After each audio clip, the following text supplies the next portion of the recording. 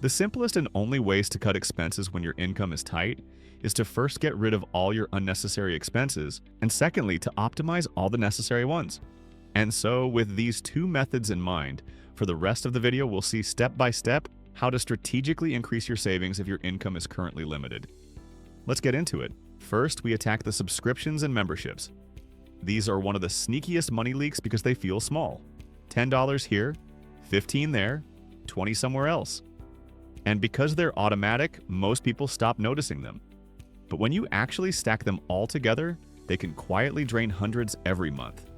Think about the common ones that we all know: Netflix, Hulu, Disney+, Spotify, Apple Music, YouTube Premium, Amazon Prime, gym memberships you barely use, meditation apps, productivity apps, cloud storage upgrades, even random free trials that turned into paid plans and that you never canceled. For a lot of people, subscriptions add up to $100 to $300 a month without even trying. That's between $1,000 to $4,000 just quietly leaving your account every year. So for a lot of people watching this, there are a lot of savings potential just with this step. And here's the hard truth a lot of people don't want to admit. They don't need all of them. And during tight times, you certainly want to reconsider which ones you want to keep. Most people don't need 5 streaming services when they can rotate one at a time. Most people don't need a gym membership if they haven't gone in months. Most people don't need 3 music apps when one does the job. The strategy here is simple. Cancel everything that isn't actively improving your life right now. Not what you might use or what you used to use. The good news is that this isn't forever. This is simply a season. And cutting subscriptions is one of the fastest ways to feel immediate financial relief with almost zero lifestyle pain. Eating out is another huge expense that feels harmless in the moment. You know, it's just lunch, just a coffee, just one delivery because you're tired. But when you add it up, it can be shocking. Just think about the most common ones and it will all make sense. Fast food runs, coffee shop drinks, lunch at work, weekend brunch, late night delivery, food delivery apps with fees, tips, and inflated prices. If you're spending even $10 a day eating out, that's $300 a month. If it's closer to $20 or $30 a day, which is very common, you're looking at $600 to $900 a month. That's rent money in some places, maybe not in a lot of places anymore, but in some places still. When income is tight, eating out shouldn't be a habit. It should be a rare choice. Not because food isn't important, but because convenience is expensive. Very expensive, actually. This doesn't mean you have to become a gourmet home cook overnight. It means keeping things simple. Basically making food boring on purpose for a while. It sucks, but it works for many people. The goal isn't perfection. The goal is control. And when you take control of food spending, you often free up more money than anywhere else in your budget. Now, impulse buying is the silent killer of tight budgets. It doesn't feel like a big deal because each purchase is small most of the time. But the frequency is what hurts you. The most common impulse buys are things like Amazon purchases, random gadgets, clothes you didn't plan to buy, beauty products, skincare, snacks at the checkout line, convenience store stops, and social media-driven purchases you didn't even know you wanted 5 minutes ago. A lot of people don't realize they're spending $200 to $500 a month on impulse buys. And that money usually doesn't create lasting happiness. It creates clutter, regret, and a lighter bank account. The fix here isn't willpower, but friction instead. For many people, the solution is to delete shopping apps from their phone, to unsubscribe from promotional emails, or to stop browsing when they're bored. All of that is easier said than done, I know. But one famous rule a lot of people use to help themselves go through this is the rule of 48 hours of waiting for any non-essential purchase. Because most impulse buys don't survive time. If you still want it after 2 days, fine. But most of the time, the urge passes and your money stays where it belongs. When income is tight, impulse buying isn't harmless. It's complete sabotage. Cutting it completely can change your financial situation faster than you think. These 3 points that were mentioned, meaning cutting subscriptions, eating out, and impulse buying, were the main cuts that anyone can do if they want to apply them.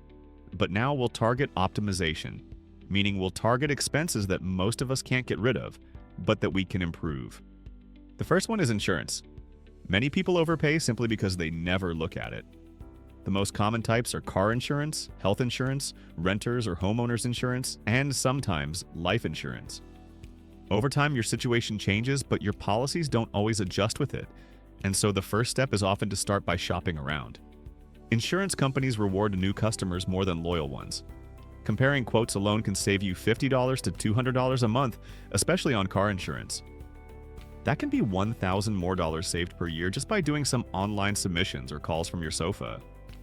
On the other hand, anyone can also adjust coverage. Higher deductibles often mean lower monthly premiums. Bundling policies can reduce costs. Removing unnecessary add-ons can help too. This isn't about being reckless, it's about making sure you're not paying for coverage you don't actually need.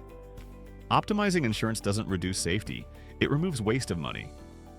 Bills are another area where people assume the number is fixed. It usually isn't. Phone bills, internet, cable, streaming bundles, utilities, and even some subscriptions tied to services can all be negotiated or adjusted. Starting with phone plans, many people are paying for unlimited data they don't use, or premium plans with features they never touch. Switching plans or providers can easily save $30 to $80 a month. Internet bills can often be reduced by calling and asking for promotions, downgrading speed, or switching providers. Cable is an easy cut if you're already streaming. Utilities can be optimized with simple changes. Lower energy use, adjust thermostats, use appliances more efficiently. These aren't dramatic lifestyle changes, but they add up over time. Bills don't need to disappear, they need to shrink. And optimizing them gives you breathing room without sacrificing quality of life. The next expense to optimize are groceries. They are necessary, but they're often mismanaged. The problem usually isn't how much food people buy, it's how they buy it. Common mistakes include shopping without a list, buying branded items instead of generics, shopping while hungry, wasting food, and buying convenience foods that cost more per serving.